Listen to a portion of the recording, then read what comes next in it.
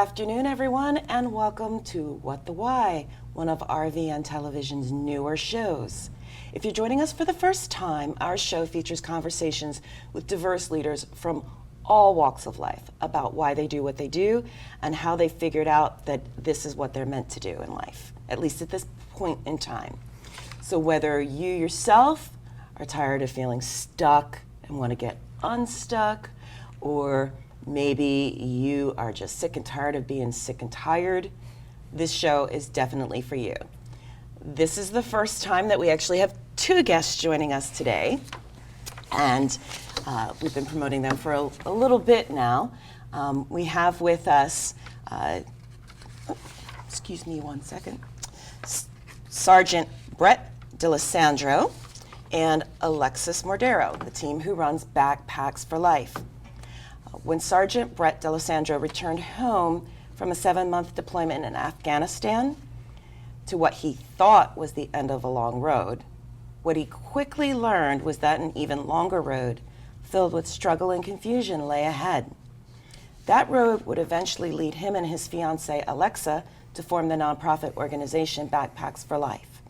Since 2014, Backpacks for Life has been dedicated to serving homeless and at-risk veterans through backpack distribution and a mentorship program. The Backpack for Life team works one-on-one with veterans to help them find the right supportive services for their situation.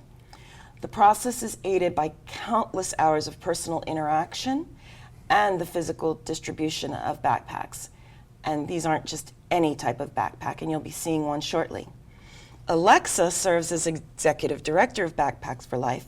In addition, because so many people these days have multiple careers, she serves as the director of the NYU Tandon Veterans Future Lab and vice president of operations for the United States Manufacturing Company, and she holds a BS, or Bachelor of Science in Public Relations, cum laude, for those of you who don't speak Latin, with honors from University of Rhode Island. And Sergeant Brett D'Alessandro, who I will be referring to as Brett throughout, is a retiree, although once a Marine, always a Marine, of the U.S. Marine Corps. He's the founder of Backpack for Life and the vice president of sales for the United States Manufacturing Company. He's also the founder and patent holder for something called Pocket Tack, which I want to learn a little bit more about, and he studied political science at the University of Rhode Island. Both volunteer in far too many organizations and initiatives to list here. So without further ado, please welcome Brett and Alexa. Thanks so much. Thank you for having us. So glad you're able to make it here. Our audience has no idea, but it's been an interesting day. Yes. Transportation all around in New Jersey is always fun. And let's jump right in. So one of the first questions I always ask every guest is, you've been on a long journey to this point in your life, but I don't know that you really thought this is where you were going to end up when you were little. So if each of you could just briefly tell me what you really wanted to do when you were a little person, when you grew up. So this is something I'm sure a lot of little boys want to be, a baseball player. So that was definitely one of my big dreams. I was actually going to play baseball at Johnson & Wales, and last minute decided to join the Marine Corps, or enlist in the Marine Corps without my parents' knowledge. So they got a letter in the mail when they were thinking that I was going to go to Johnson & Wales to play baseball. Congratulations, with your son joining the Marines. So my parents were definitely taken back on that one. Wow. And my son did something similar with the Army, although he decided to hold back from the pandemic. But yeah, we found out when he decided to do something similar. All of a sudden we're getting phone calls for things. I'm like, what? He did what? All right, and we're going to come back to the Marine Corps in a minute, but Alexa, what did you want to be when you grew up? You know, I feel as though I haven't been asked that question in such a long time, but I think growing up I always liked performing, dancing, and cheering, and did all competitive sports, and I think I just saw myself doing something in a dance-related field, but I also just ended up, like you mentioned, getting into public relations, and even to this day, what we do today I would have never expected we'd end up here. But, grew up thinking I'd be some type of performer in some capacity. So we're performing in a little bit of different of a way today. I recall you saying you wanted to be a Dallas cheerleader. Yeah, Dallas Cowboys cheerleader, Yeah. a backup dancer. I was, thinking it was a little bit easier.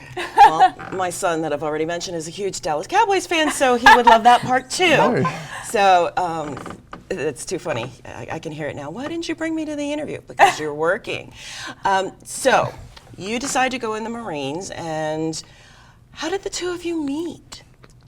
So my, girlfriend at the time, when we were both going to University of Rhode Island, I was in the reserves in the Marine Corps, and she dumped me, and I came over to Lexa to use her, her shoulder to cry on, and said, who am I going to go with? And she's like, you can go with me. And I'm like, sounds like a plan.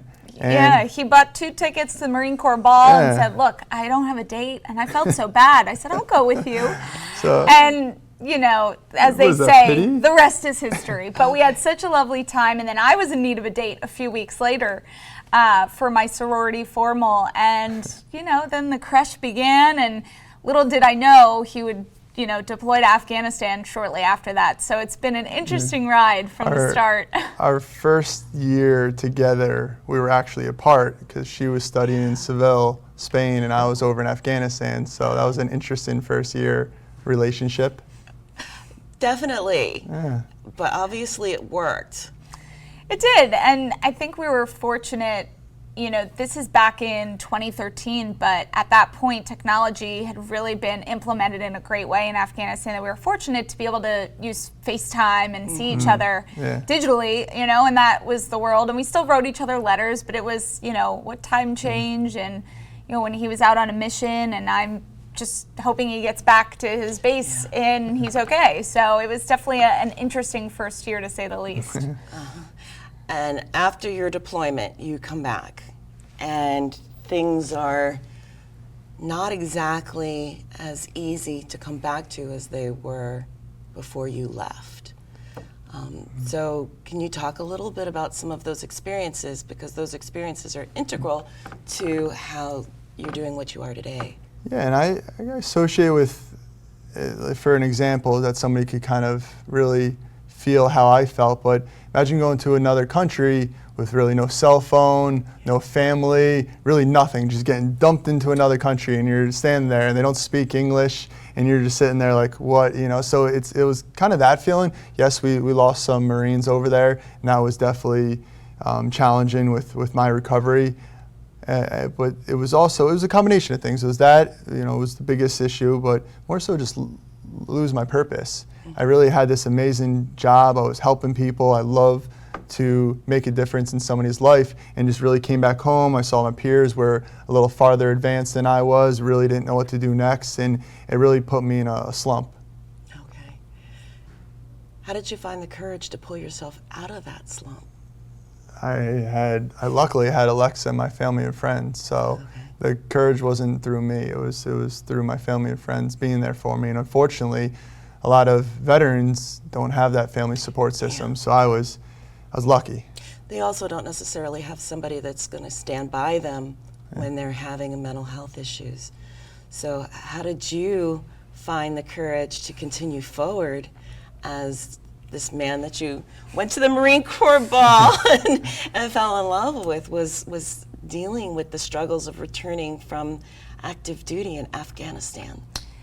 Yeah, it was nothing I could have imagined. You hear about these terms like PTSD and struggling to reacclimate, and it all just seemed like concepts until he was home and it was a real life experience. And I don't wish it on anyone, and especially for spouses. It's really hard to know what resources and programs are out there, and as someone who kind of got thrown in and didn't really feel like I was well equipped to support him in the beginning, and then it really, just to see him struggling, put me in overdrive. So I just started to learn about different programs and how I could just be there, because at the end of the day, you can't fully understand what they've experienced overseas. So I really just tried to be supportive without overstepping. But every day was a different journey. It was never the same day, and there were struggles that every veteran goes through, and every day to this day, mental health and working on yourself, it's a constant journey. So it was certainly a challenge and something I was not expecting, and at a young age. We were both in college, just about 20 when he left to deploy. So at such a young age, it was hard to feel educated to support him too. And I'd just like to add, a lot of people think it's this veteran going through this journey, and it's not at all. It's the entire family.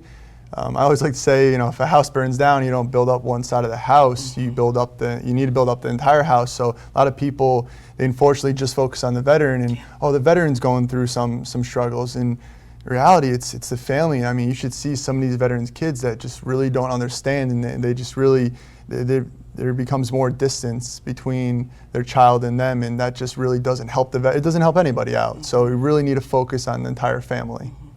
And with all of the efforts out there today, so many of the resources are still very fragmented. And I know that you shared that you experienced some of that, and that contributed to one of the reasons why Backpack for Life was founded. You mentioned a particular incident. I don't know what level of comfort you have, but that you had an encounter with somebody in particular that you realized just talking to was integral. If you could share a little bit of that with the people who are watching today, who themselves may have served or have family that is currently serving or has served previously or could be called up at any given time. So I was on medical hold when I got back from my deployment to Afghanistan, and it was January, February at the time, so very cold out in Rhode Island, and I was going to Newport Naval Base with one of my buddies who was also on medical hold, and we saw a gentleman with a sign, "Homeless vet, please help me out."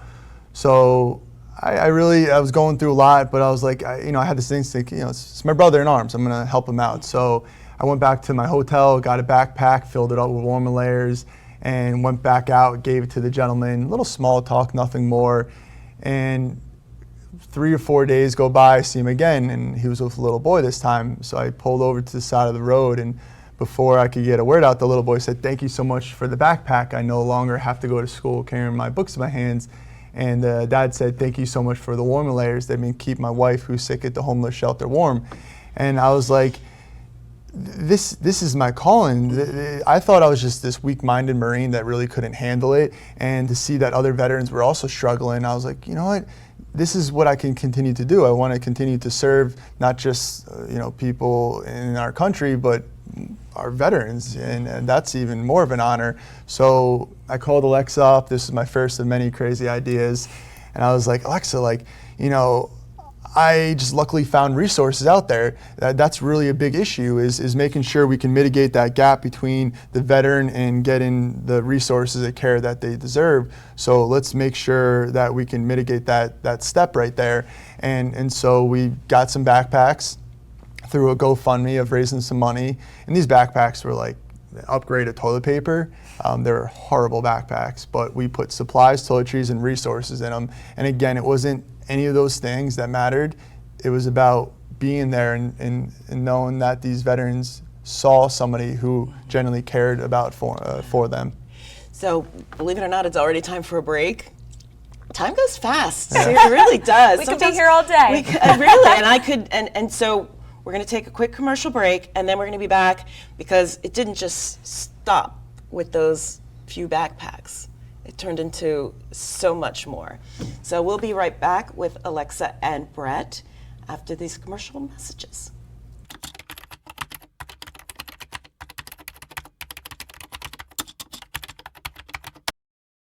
Welcome back to What the Why, and our guests today are Brett and Alexa.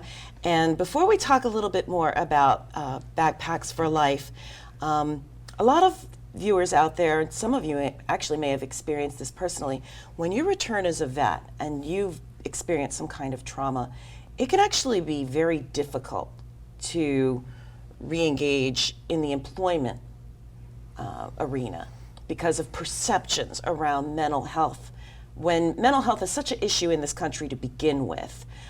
So you were sharing during the break that you had some experiences. I know there's some ongoing stuff, so you can only share to a point, but to the point that you can talk about it. You applied for a position and blew through it with flying colors. As a firefighter in Paterson, New Jersey, again, I wanted to dedicate my life to serving others, and lived in Paterson. I was number 3 on the written test. My roommate was number 1. We both went in as a disabled veteran because you get preference for that. And so I figured, that's a smart move.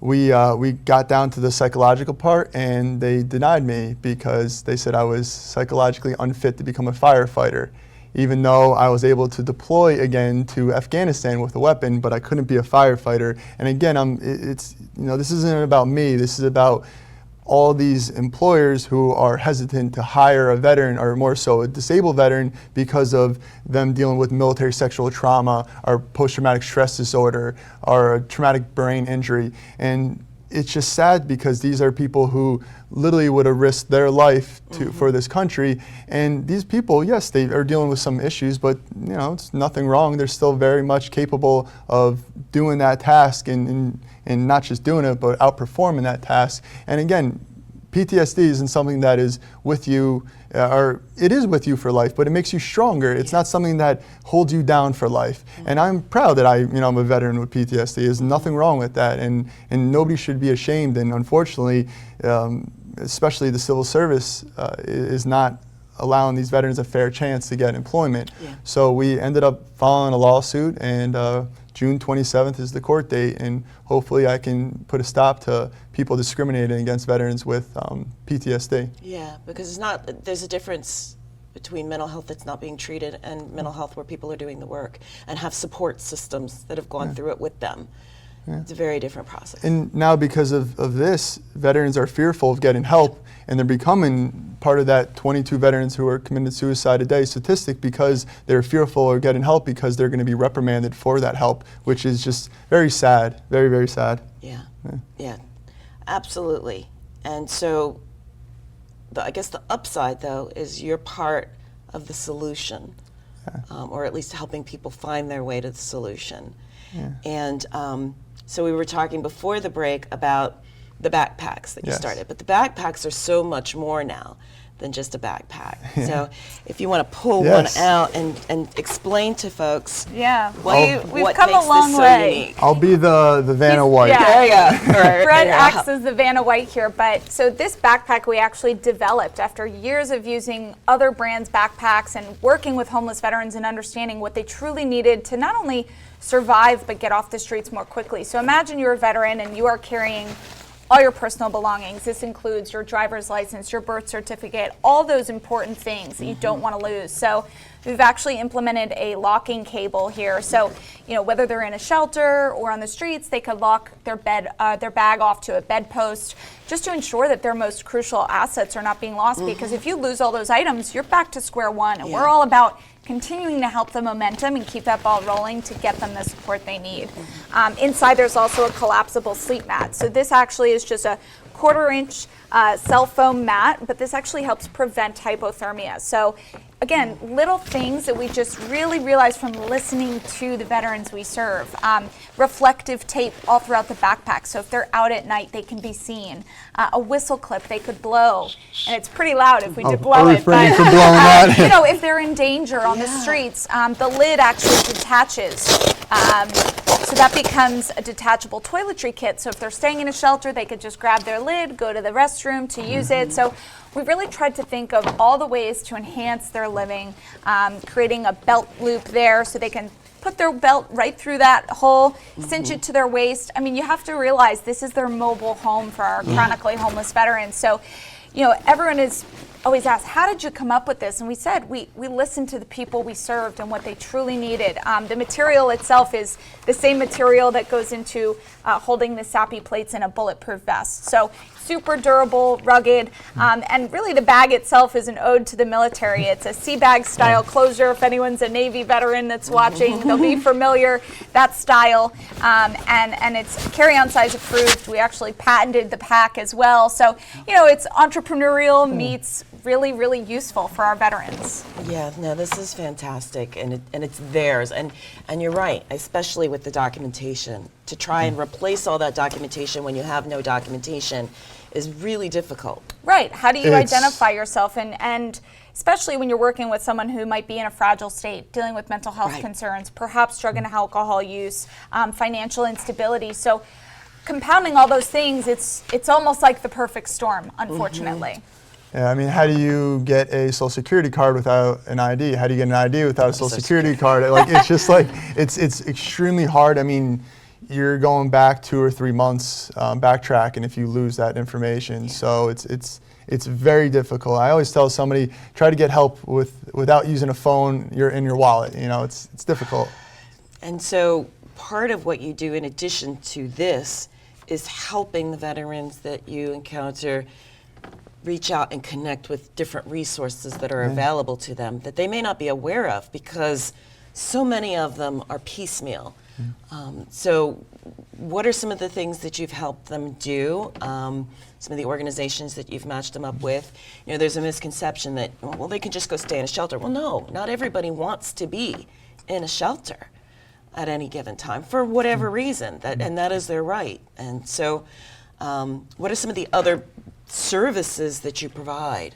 Yeah, so the backpack is really that first step, just to build camaraderie with the veteran, and then we want to help them beyond the backpack. So we have a coaching and mentorship program where we work one-on-one with veterans to provide personalized support. So whether they served in the Coast Guard or the Air Force, the way they were discharged from the military, it creates different, unfortunately, barriers to different programs they might be eligible for. So, you know, we work with great government programs, nonprofits, and even for-profits who have free offerings for veterans, but to navigate that process is the hardest part. So what we most recently did was created an online search platform for the New Jersey veteran community called Roger, which we coined off the term Roger That, keeping everything very military themed. And the website is roger.vet, and you can actually go online, input things like your income, your zip code, your branch of service, and it filters down. You know, you could select categories. So even if you're just looking for a recreational group and looking to be surrounded by other veterans, and it pairs down to show you results that qualify based on you as the individual veteran. So it's great for veterans to use, great for spouses and support systems, and also service providers. So, you know, we partner with groups such as shelters, fly fishing groups, art therapy groups, equine therapy. I mean, you wouldn't believe all the different outlets and avenues that veterans can really see a difference and get help in supporting them in their well-being. And we have to get away from this, oh, resources, you know, I'm not in need of that. Well, you don't have to be suffering to access resources. You know, these things are about camaraderie, or having something fun to do, or even going to the vet center. People are like, oh, I don't need to go to the vet center. I'm not, you know, in trouble yet. That's exactly why you need to go to the vet center. You need to go there to prevent something from bad happening. It's all about preventative measures, and there's nothing wrong. It's like going to college to better yourself. You're going to these programs and resources to continue to better yourself. Mental health is a huge thing that you need to focus on, especially with entrepreneurship. You know, if you're going through that entrepreneurial hustle, you need to be mentally prepared. Wow. Believe it or not, we are actually at the end.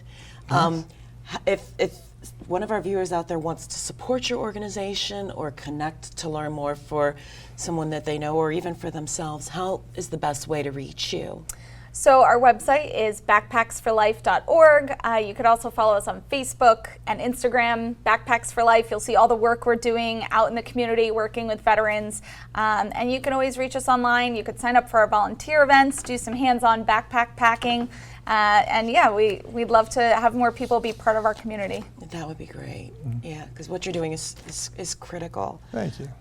So thank you so much on this crazy Monday for taking the time and coming on and showing everybody, you know, what you're doing, just the entryway into helping change lives for people who, you know, put theirs on the line to defend our country. So regarding future shows, next week we're going to have a flashback to Willow Creek Winery. I don't know why I keep tripping over that word.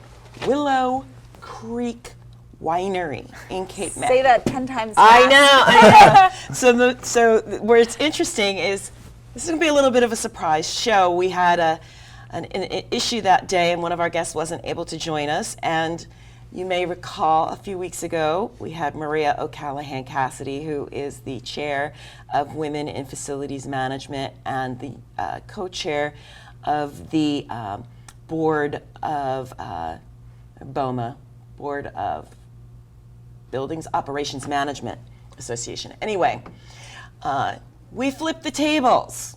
She's known me for 30 plus years and she hates when I say that.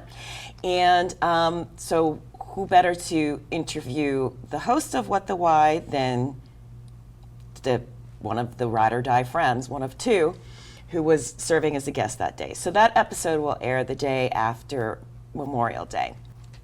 The following week, you'll hear from Glenn LaRue Smith. He will actually be the guest who travels the farthest so far. He's going to be coming up from Washington, D.C. He's the co-founder and partner of Push Studio in Washington, D.C., which is an architectural landscape company. He's a member of the American Society of Landscape Architects, and recognizing the extreme lack of diversity in landscape architecture, he also founded the Black Landscape Architects Network and was recently acknowledged by the American Society of Landscape Architects for his work. He originally served as Black Landscape Architects Network president, where he now serves as an advisory council member because he just completed his term as a Mellon Fellow at the Dumbarton Oaks in Urban Landscape Studies, where he conducted research work on Black landscape architects. So suffice to say, you really do not want to miss out on any of our upcoming shows as our guests share their journeys about how they figured out what their why was. So, What the Why continues to air on typically Tuesdays and Thursdays at 1 p.m. and the following Monday at 3:30 p.m. It's also available on demand through RVN Television and Roku. So whether you're looking to make changes in your life or career, big or small, please join us again for more inspirational and informative conversations with guests like Brett and Alexa. Thank you both for sharing your journey. And others who realized that they wanted to make a change in their life and overcame whatever obstacles or fears were in their path to make it happen and live it.